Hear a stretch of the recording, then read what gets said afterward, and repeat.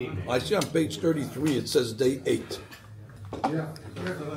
And then when I go to page 36 it says day 15. Yeah, I saw that. Yeah. Maybe the program is shorter? It skips a week. It's sabbatical. And then it goes to day 10. Okay, no. 39 is day 10. They printed it wrong or they just misnumbered? So that should be day 15 should be day 9. Yeah. That's what he does. Okay. Page 39 is day 10. Right. So it's a misprint. Unless he's giving us a week off. Page 36. Yeah. Right. 55. Memorial Day weekend. 15 later on, after 14. So they have it. Just 14 instead of it's 2-3 pages. Just 14 when you have day 8. Yeah, which is BeHalacha 14. Right. So it's 3 pages. Right. Well, that I have. It's up to tomorrow. Yeah, correct. Tomorrow. You have to speak to the boss. with his name. All right, Rabotai.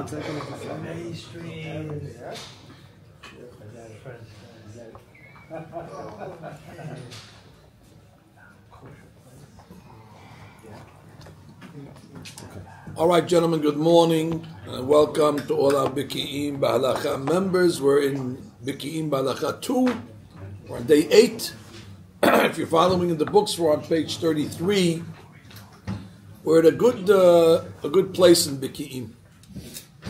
We're at the Musar.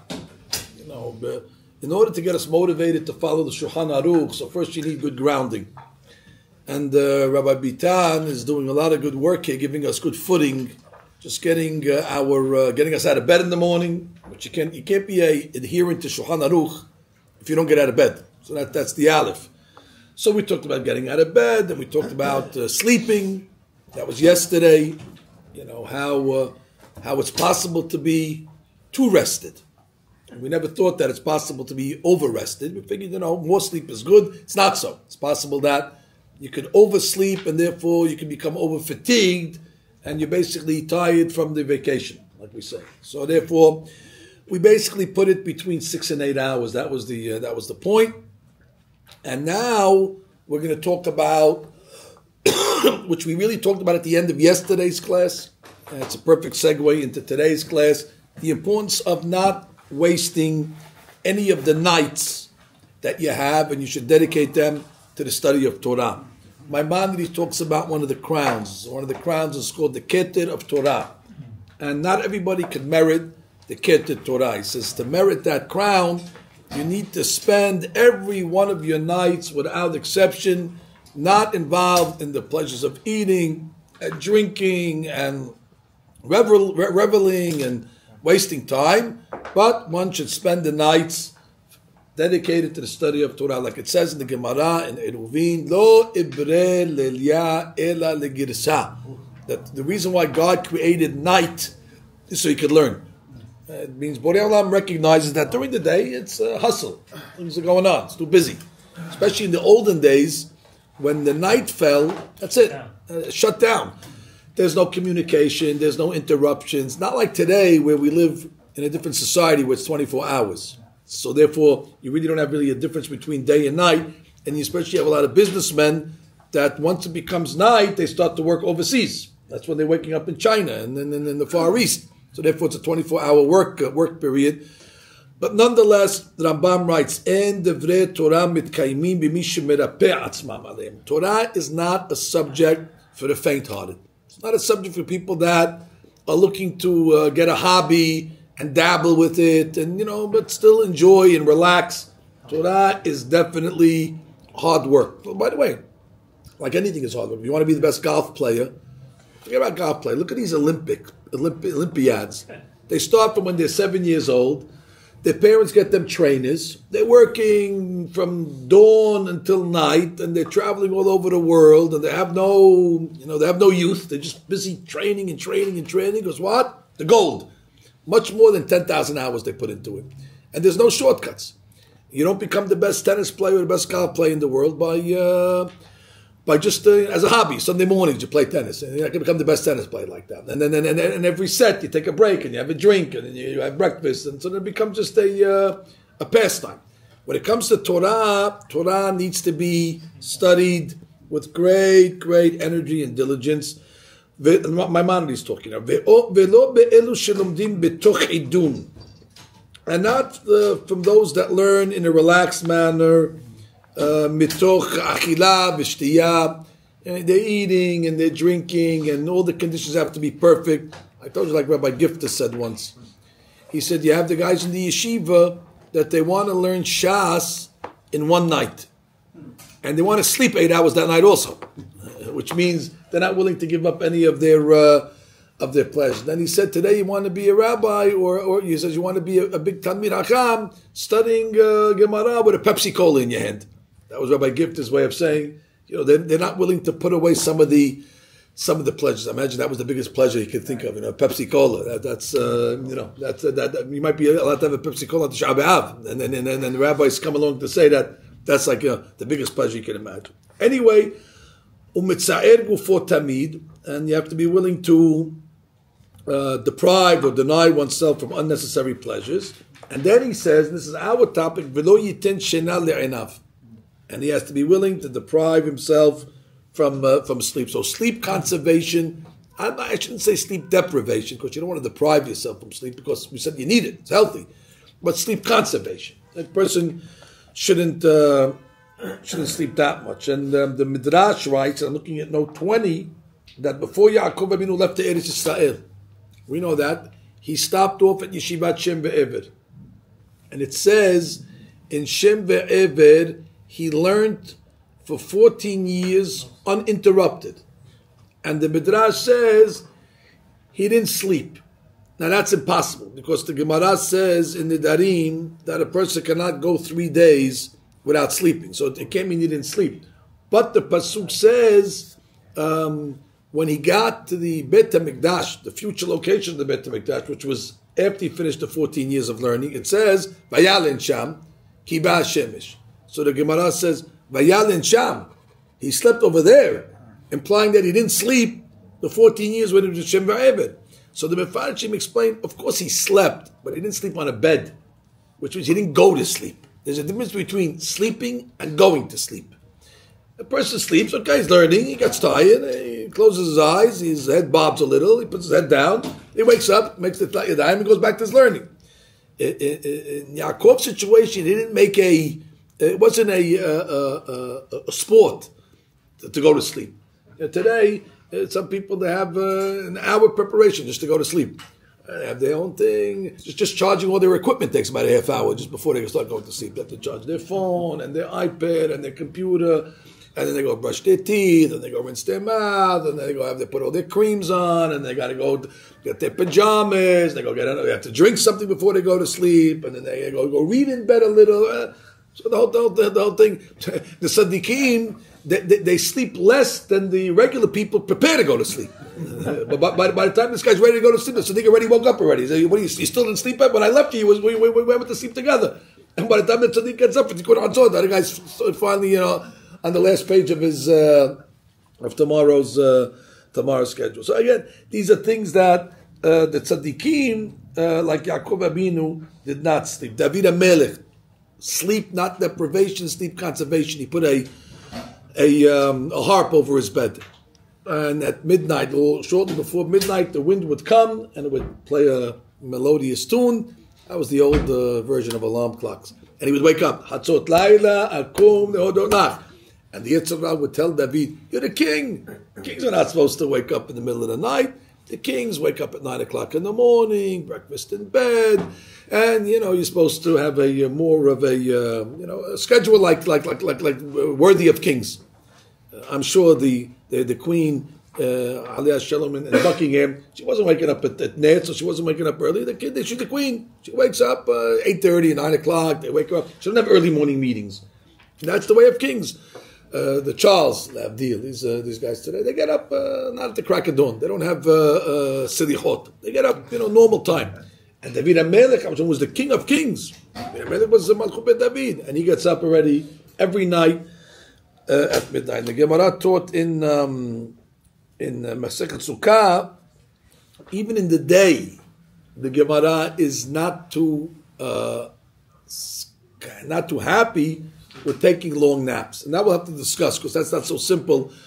The Gemara actually says that there was one rabbi that actually slept during the day a little longer. That when we get to it. But the Gemara Eruvin says that Rav Chazda's daughters once complained about their father that he didn't sleep enough, and he replied, "Soon enough there will be plenty of time to rest in the grave."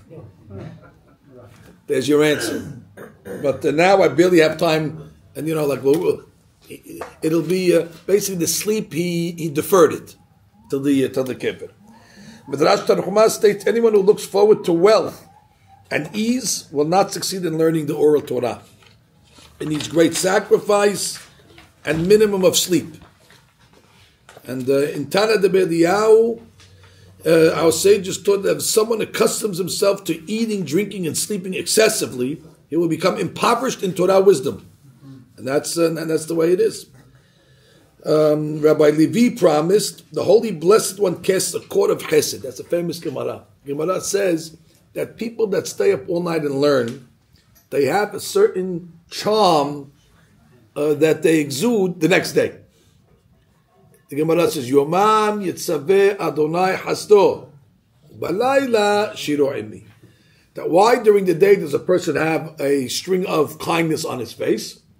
Ubalayla shiro imi. Because at night he's singing the songs of Torah.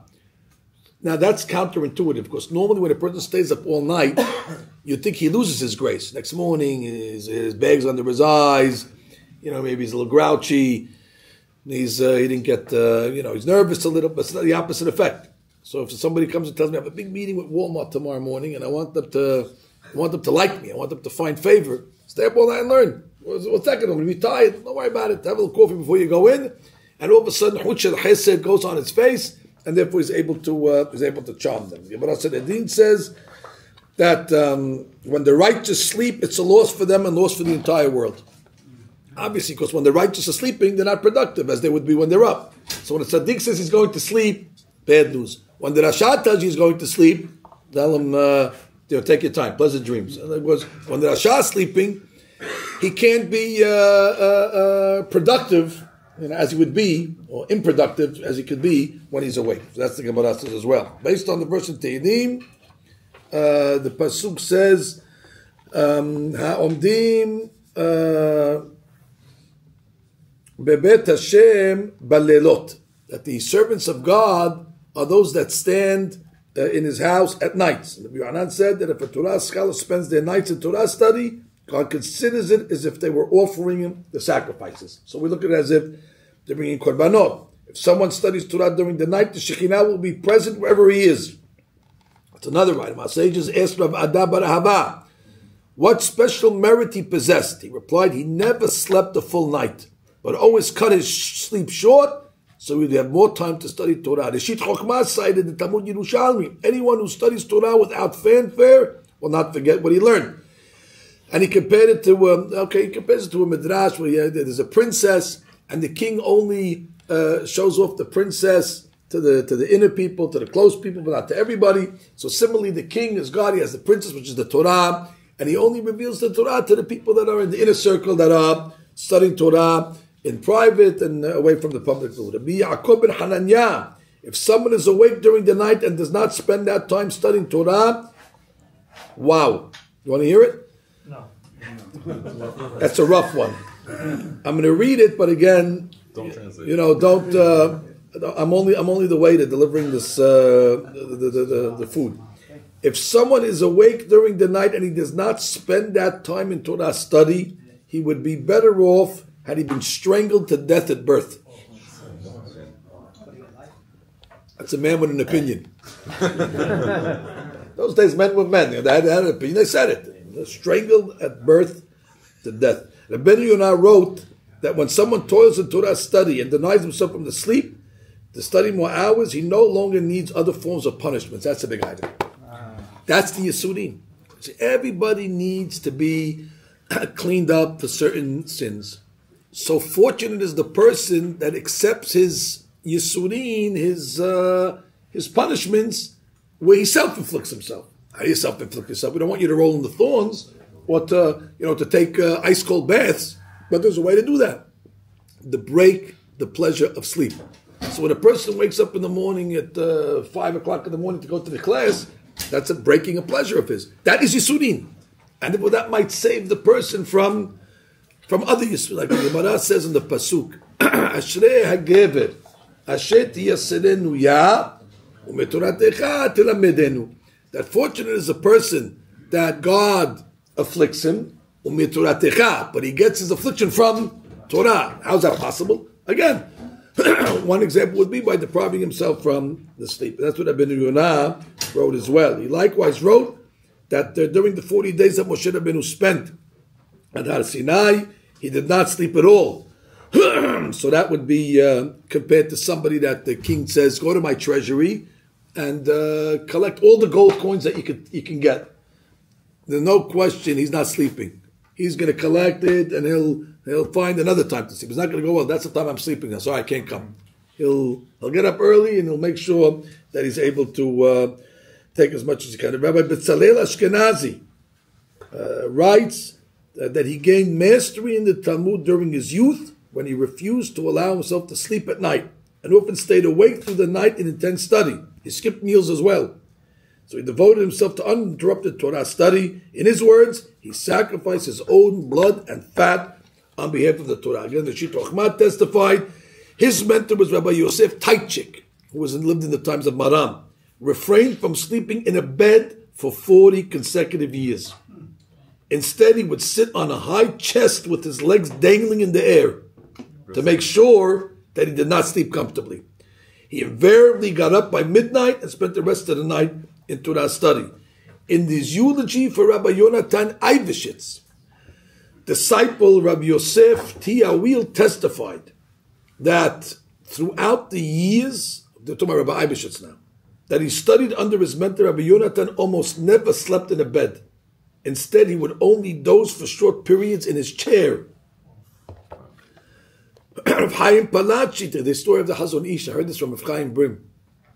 Alav Shalom. Hazon Ish, it says, they once found him lying on the bed backwards. His head where his feet supposed to be, and his feet where his pillow supposed to be. So he's reversed. So they told him, Hakam, to turn yourself around. So he said, if I have any energy to turn myself around, I'll learn another Tosafot. Which is, I'm not going to waste my energy on a maneuver. I'll learn. Which Rav Chaim explained, meaning, he learned next to his bed. Once the tank was on empty, he fell. So however he fell. He fell backwards, he fell. That's it. There was no more calories in order for him to learn. That's it. He was mamash on fumes. So they tell him, move around. Why should I move around? That means I have energy left. I'm not going to waste it on a maneuver like that. I'll go learn a little more. That's as much as they pushed themselves. That's what became the Hazonish. Chaim Palachi declared that if one could only see the future, when he will lie lifelessly in the grave, it's not possible to fathom the depth of his regret. Right? So I had so much opportunity to learn. Man, now he's resting. I say, rest in peace. But when you're alive, he says you're going to regret it after the fact.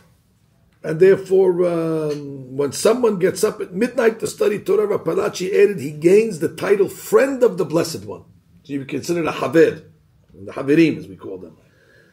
When rising at midnight, we have a Kolel Chatzot, by the way. We have 18 rabbis here study every night at midnight. And that's what they do. When rising at midnight to study, the Reshit Chochmah instructed one must do solely because he loves God, and not for any other purpose. Only then will he gain all the merits described, as we said.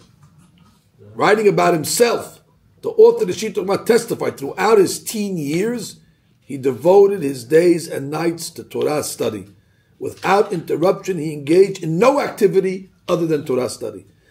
Pele Yoetz instruct us to avoid the luxury of sleeping for long stretches.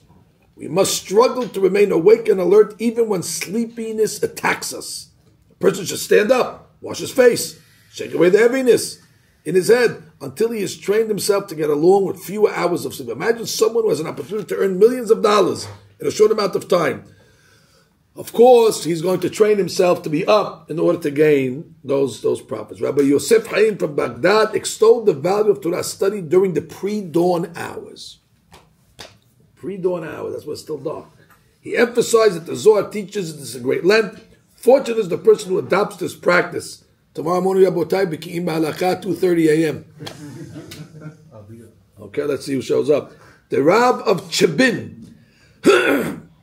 the Chibin Rabbi was a great Rabbi in Eretz Israel, and his custom on Shabbat was that the school children would come, and he would test them on the parasha, whatever they were learning, Gemara. So one time a child came to him on Shabbat, knocked on the door. Nobody answers. He knocks on the door again. Nobody answers. So finally the rabbi from Chibin answers the door and says, young boy, when you knock on a door and you don't hear anybody answer, that means they're sleeping. And Derech Eretz, you let them sleep, you go away. So the boy in his purity says, you forgive me, I didn't know that the rabbi of Chibin sleeps on Shabbat. He says, once he heard that, he never went to sleep again on Shabbat again. He got Musar. He said, I'm sorry, the rabbi like this sleeps on Shabbat. I didn't know you sleep. That's, I have a similar story with them, but I'm not the rabbi of Chibin, obviously. I sleep on Shabbat. I sleep during the week too. But Rabbi said exactly, we were on a vacation, a Pesach trip somewhere in Florida. So after lunch, it was Yom Tov. I went back to the room and I was sleeping. So my kids are playing, and Ralphie Sitt's kid comes into the room, maybe it was Barry or one of them, and he's playing with my kids. So I hear him telling one of my sons, is that your father? So he says, yeah. He says, he sleeps? So he went back to Ralphie and told him, I saw Rabbi Mansour, he's sleeping. What'd you do? We woke him up. The Rabbi of Chabin doesn't sleep. He's going to sleep over here? But that's... the simple, the youngsters, they can't imagine Rabbi sleeping. Rabbi's been learning all day long. He has no right to sleep. So from then on, the Rabbi of Chabin never napped on Shabbat afternoon. That was that one. Now, the BeHalacha says, I'm reading on page 33, even though it's mitzvah to learn day and night, and this is Rabbi talking, by the way. The majority of a person's knowledge is acquired at night. You want to get the Keter Torah, the crown, conserve your nights. Don't lose even one of them. With idle chat, with eating and sleeping, etc. The song of Torah is only sung at night. And he quotes a pasuk. We said in the morning he has chut shel chesed, he has a charm in the day, like it says in the pasuk. God forbid, but the Rambam writes, any house that they don't learn Torah at night, esh ochalto. It becomes has v'shalom susceptible to a different type of fire. Torah is fire. So therefore, if you infuse in your house esh Torah, so that's it. So you're protected from has v'shalom the other esh. But if there's no esh, if the esh is coming from the TV set and from the other stuff, so from the barbecue, so then already you don't have the esh Torah, so then it becomes susceptible. Has v'shalom. We pray that all our members. Today, Baruch Hashem, is easy. Today we have, even if a person's alone at home, you can turn on a shiur. Today we have on the screen, even if he has a TV, Has v'shalom, you can put on the shiur on the screen, sit there, watch the rabbi, give him a class at night. You don't even have to go out. If it's snowing or if it's hot outside, let him watch a class. Here we have Bekiim BeHalacha. Go turn on all these videos, put it on a big screen over there, sit back, one after the other, loop, keep on enjoying it. Every night, if a person would just, again, take advantage of that. But again, like we said yesterday, a lot of wasted time, especially now that people come home from work and the weather's nice. And the Yitzhak keeps the person busy with all sorts of distractions. And like I said yesterday, we follow Harambam. Work for 8 hours. And according to my opinion, I even gave you 10 hours. And sleep for 8 hours. Even though the Ben Ish Chai said you can only sleep for 6, I'm giving you 8. So that's 18 hours that belongs to you. You still have 6 hours left. I'm going to tell you, burn 3 of those hours. Burn them. Because one of our members said he's got to eat lunch for 2 hours.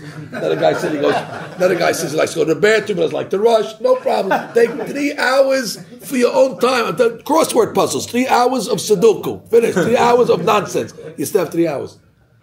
So again, even if a guy, we're giving him to burn 3 hours a day, sleep for 8 and work for 10, he still could learn 3 hours a day. So again, that again, you got to call the religious plumber and find out where's the leak. And I told you the leak is on the screen, and the leak is on the wherever it is. The screen will tell you, he's spending his 93 hours a day, but there's only 24 hours. But the guy figured out to maximize his waste of time, and therefore there's no excuse to learn 33 minutes a day. 33 minutes a day is no excuse anymore, especially today where we could work remote, there was much easier ways to, again, unless you have a busy day. Okay, people have busy days. We're not talking about that, but as a general rule, especially on a Sunday, where there is no work for most people. On a Shabbat, there's not allowed to be work for people. So you know, what's the excuse not to put in 3, 4, 5, 6, 7, 8 hours a day? It's really hard to know. But specifically, the Rabbi is talking about the nighttime. Baruch Adonai le'olam, amen, v'amen.